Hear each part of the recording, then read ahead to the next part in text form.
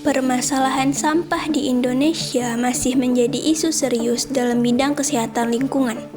Berdasarkan Sistem Informasi Pengelolaan Sampah Nasional Kementerian Lingkungan Hidup dan Kehutanan pada tahun 2023, Indonesia menghasilkan sekitar 17 juta ton sampah dan lebih dari 60% diantaranya berasal dari rumah tangga.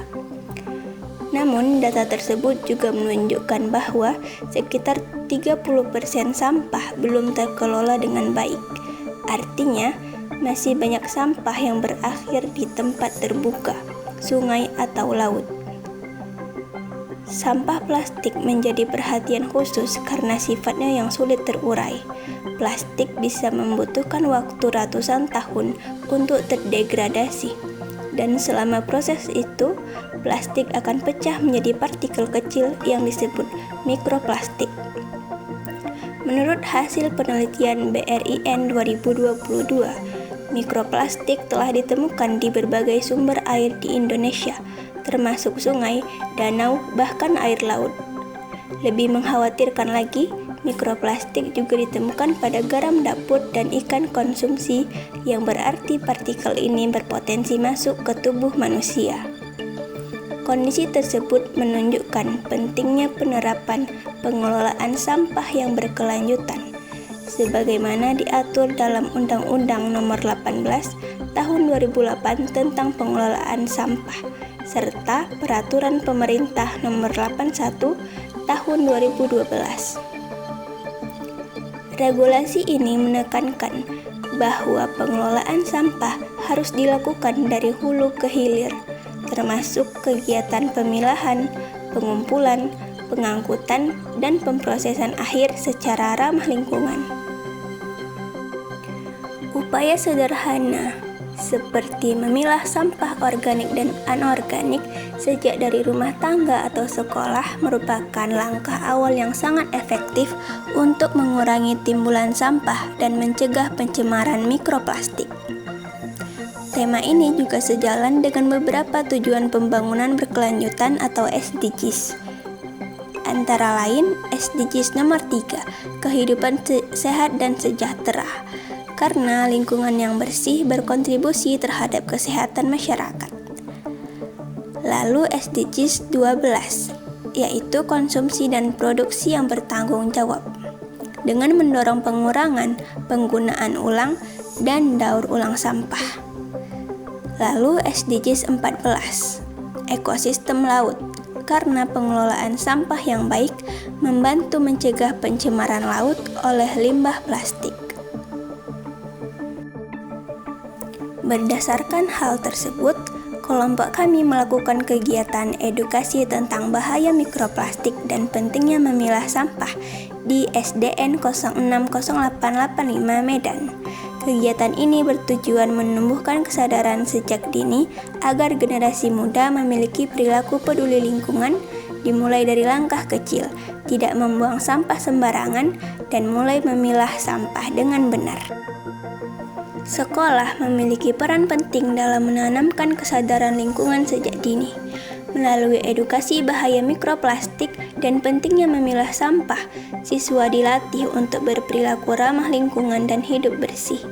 Program edukasi di SDN 060885 Padang Bulan Medan ini kami lakukan agar menjadi langkah strategis untuk menumbuhkan tanggung jawab lingkungan, mengingat sekolah ini belum memiliki fasilitas pemilahan sampah yang memadai dan pemahaman siswa tentang dampak sampah plastik masih terbatas.